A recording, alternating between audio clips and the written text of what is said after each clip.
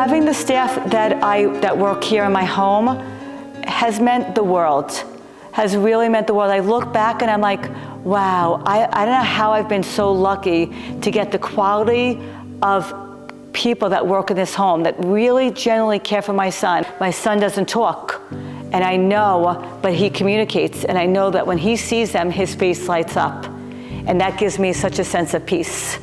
And that's, I think, more than any parent could ever ask for.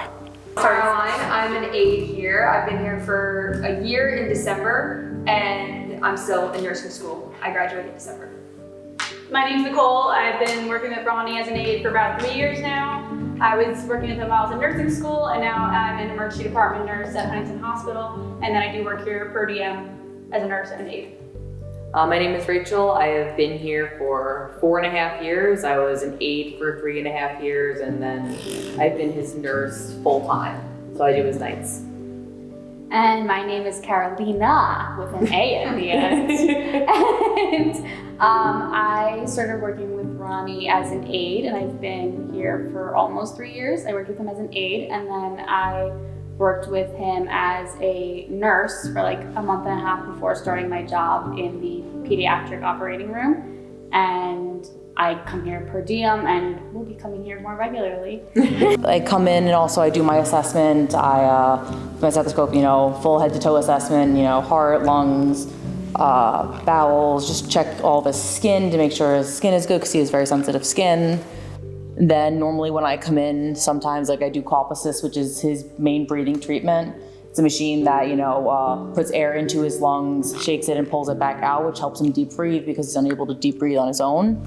So we do that. We do albuterol for his breathing treatments. Then we start his feed typically as a stomach tube. So we do through a feeding machine right into the stomach, and we use a whole tablet that gives us all of our communication needs. It goes through his day-to-day stuff like his feeds, medications, and everything else. It also gives us a space to write down any pertinent information that we may forget to report to each other. He had a halo surgery. He had a C1 to C2 fused, and because of that... I'm sorry, we don't want to talk about that, I know. It's over. We're fine. There's none of that. We're over it. He was in like a halo for 4 months, and then I know, I'm sorry. But after that, it just progressively got more medical. Like, we needed the suction, we needed the oxygen, we needed the pulse ox, we needed cough assist, we needed the NG tube, because all of those changes, led to just, us realizing he needed more care. With wound care and keeping the wounds clean, assessing the wounds, things like that. And then he had an NG tube in at one point where it was a tube that goes into his nose and into his stomach. And I think all of us remember learning about it in nursing school, but then actually dealing with it and administering the feeds through it, checking the placement. But learning his body and how his body reacts to a lot of oxygen. He's tiny, he doesn't need a lot of oxygen. No. So being able to know how to titrate it and when to increase and decrease, as Carolina said, is so important to just understand. But that goes with home care is such an individual treatment that once you get to know the kid, and also if you're getting trained by somebody else, you're able to understand that more. I'm wearing the pulse ox, so we just have that on his finger, and then we just have the monitor, just so we know always what his saturation is. And it will be what it goes if it goes below 90, it'll be, if it goes above 100, cough assist. We also learned chest physiotherapy, which was something that, again, only really respiratory does, which is like a cupping technique, but you have these plastic cups that you gently pad around the lungs just to open up them so you can get more oxygen in. So instead of when his oxygen drops, instead of instantly going for the supplemental oxygen, you're able to hopefully try and that. As the night nurse, I am going through equipment checklists. I'm going through the portable oxygen tanks, making sure they have enough oxygen in them, making sure the equipment's clean and prepped to use, to make sure it is all used. That's some of my daily tasks at night, to go through everything to make sure it's all efficient. That when the aides come in or when he goes to school, he's all set and there's gonna be no problems. Sure, if you're gonna go out and you're gonna go for a walk, that you have everything that you need and that it's all good to go and working properly, so that in case you do need it, because when you would need it, it's an emergency situation, it is functioning properly. And that's just always making sure your room's set before the patient gets in the room. You want to make sure you have all the emergency equipment, even if it isn't a critical patient. You never know what could happen. So it does help us bring it into the hospital in that way as well. Like I know the night nurses do prepare the medication. So like when the aides come in and everything's already done, his bottles are set up with all the vitamins and all the medications are drawn up and labeled and timed and very, very thorough, so you're not going to get messed up, and it's all laid out for the aides in the morning when they get in. Yeah. So it's also just that aspect of organization is very important for that too. He has a very regimented medication schedule, and everything needs to be given at particular times. So now we have a little sheet that we laid out with all the medications and all the time that they're supposed to be given at, and we're able to look at that as our guide as to when medications need to be given and what needs to be given. And we check off on it just like you would in the hospital. You put your initials next to it so that they know that it was you, and the date as well. It's been a good experience to understand like what's vital to the parents, what's really important information, how to help them in any way possible. It's just gonna help them easier transition from the hospital to home care. Because home care is about working with every single one of them here, and that does include the family heavily. So anything that, they need, we're able to openly communicate for and just work together as a team. Besides maybe one or two things that like the nurses solely do, you kind of do, the nurses do everything that the aides do, and the aides basically do everything that the RNs do. So it's a very good way for nursing students to be able to gain more knowledge and more experience, because there's very little that the aides don't do that the nurses do. Like the nurses will draw up the medications, but the aides are the one giving the medication at the end of the day. They're the ones that do have to double check that it's the right amount. And There's so many kids out there who don't have the help that could absolutely need it. They come in all different shapes and forms. The trachs, they're ventilated, they have seizures, all this other stuff that, Ronnie unfortunately does not have, but other kids do. yeah. And it gives you a huge outlook and a scope of what these kids are like. It's like, I know we all work as a team. Like we Yeah. all at the end of the day are doing this all because of Ronnie, and we all have, if you can't work with Ronnie or you can't work with a pediatric home care patient, you don't have compassion, and we all have the compassion already. And we're able to tie that into our relationships here with all the coworkers. Seen how the transition of care goes from in the hospital to at home. And a lot of the time, I feel like the nurses that never worked in home care, as soon as the patient's discharged, it's like, okay, bye. But now I'm like thinking about, what else are they gonna get home? Do I need to get social work involved? Do I need to get PT or OT at home? Because there's more to it once the patient goes home. So I think that definitely helped me give more of an overall holistic approach to when caring for patients and things like that. The team would also help me, when doing like my capstone and everything, I was able to like help de-escalate the situations with parents when it was a very stressful time for the child, because I had the experience here that I've learned as an aide and just as this nurse to be able to work with the parents and calm them down, which did help me further in life with that. The training does take a while because we want you to know the skills, we want you to be confident in the skills, and we also want to be confident leaving you home with Ronnie alone, because it's a tired patient, so it's a big responsibility. So it's definitely based on how the aide's doing, and it's very individually based. But it takes time, and we just allow you to get more comfortable, and then once you are comfortable, then you slowly get to be more on your own, and then you get to hang out with Ronnie. That's a great thing. People knew about this, it would help with a lot of the issues of parents not having home care, because I think a lot of people would take the opportunity. Because a lot of pediatric hospitals want you to have some kind of experience in pediatrics. So if you had this opportunity and you got to learn and get a lot of experience working with kids, it would definitely help applying for a nursing job.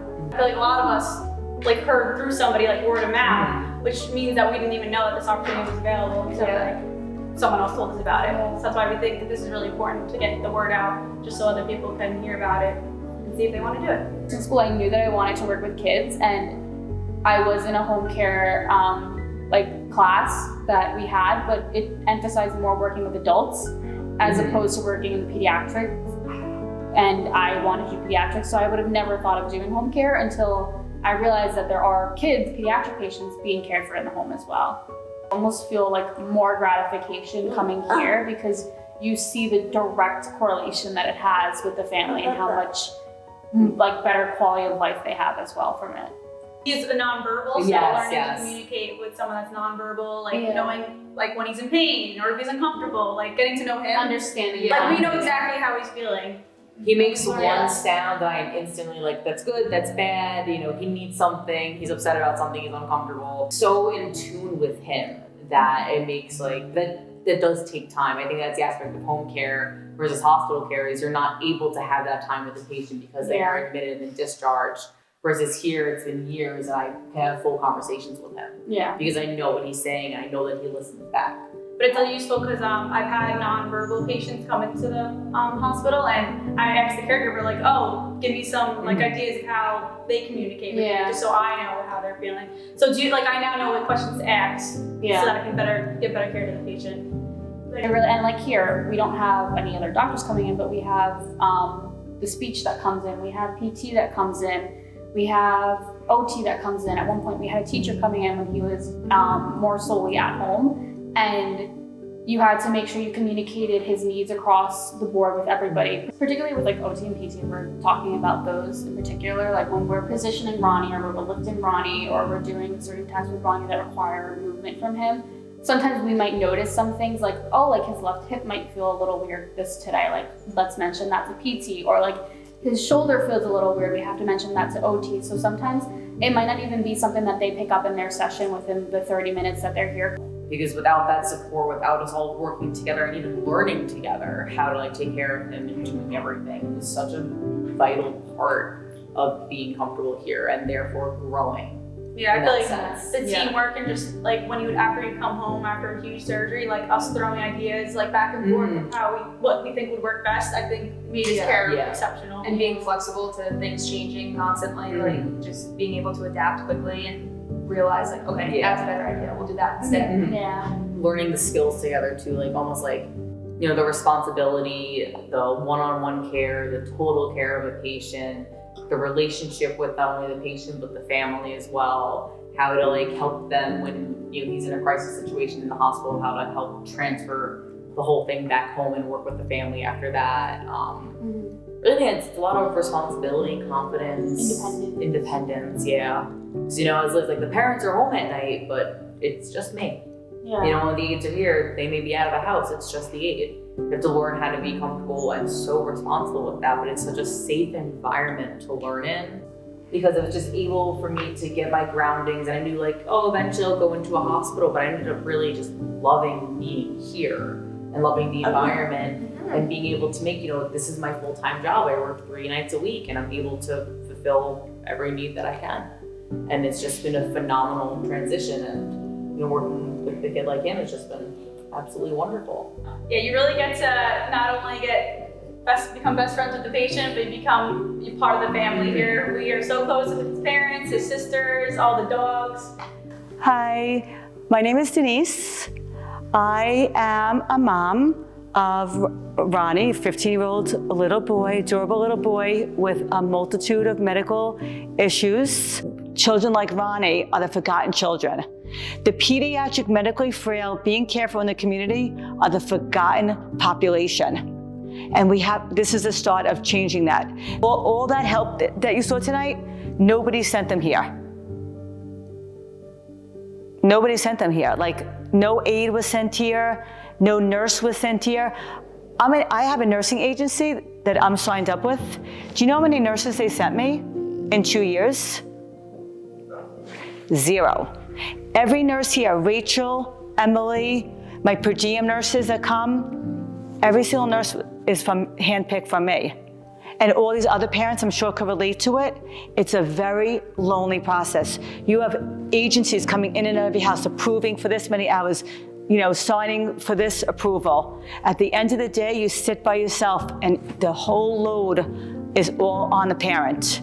There's no one helping you. And I know every parent in my situation will not deny it. This is the reality. When I got approved for the hours for my son, I literally felt like I won and I'll be honest with you, I felt like I won the lottery. Oh my gosh, this is the answer, I'm gonna have help. But nobody prepares you that help is not coming. It's on the parent to find the help. Parents don't know how to find help. We're not an agency. There's no agency sending help. And that's where there's not a bridge from getting approved for help and getting help. There's a void. There's no bridge. In 15 years, my son is 15 years old. In 15 years, there's only been one nursing professor that has actually said, Denise, Come into my classroom with your son, your nurse, your aide. Come and speak to my students and educate them about this opportunity, about children like Ronnie being cared for in the community. Don't just shut the door and say, oh no, for 15 years all I've been hearing is, oh no, we can't do that. It's a liability, we don't get involved in home care. But then who does? Who wants to be part of the solution? And I asked the question to students, what is your perception of home care? And they mostly say the elderly, and the elderly need home care, but that's why I'm starting to educate, because the majority, even though they're taught in nursing school about the pediatric medically frail in the community, I think the visual, they're still not grasping that, yes, we have a hospital in my home. This is a simulated hospital in my home. You know, I tell students when they go to homes, you have to do the interviewing. Not every home is going to provide the same training as another home. You know, every home operates differently. So I tell the students, when you're going to a home and you're going to home care, you have to do the interviewing. You ask, what is the training like? What is the expectations like? What is my responsibilities? The uniqueness about home care is every home runs differently. And I always am concerned about is the parent that doesn't have the voice that I have, that doesn't have the support system that I have, that is so overwhelmed by their child's needs that they can't think about advocating for the help because they're just trying to get through the day. So we all need to do a better job, you know, in the recruitment process. And the first step is educating. The process of getting help is so difficult and so challenging. And yet once I find the help, they stay and they love it. It's just a matter of getting the word out there that this opportunity is here. And it's a phenomenal opportunity.